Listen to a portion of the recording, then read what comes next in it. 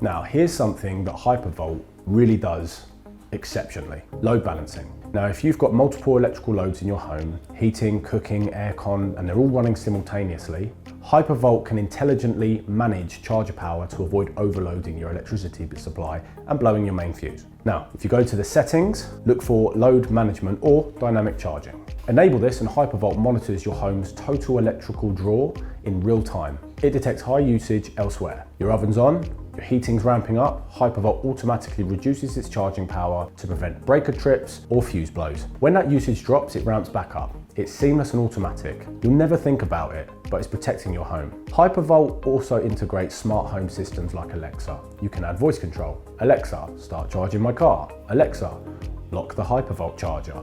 Honestly, it's more convenient than it sounds, especially on those mornings when you've forgotten to schedule a charge. And if you're running a HomeAssistant or another open platform, Hypervolt's got API integrations. You can build complex automations, charge based on solar generation, electricity prices, time of day, or the weather forecast. If you're into that level of home automation, Hypervolt really does give you the tools.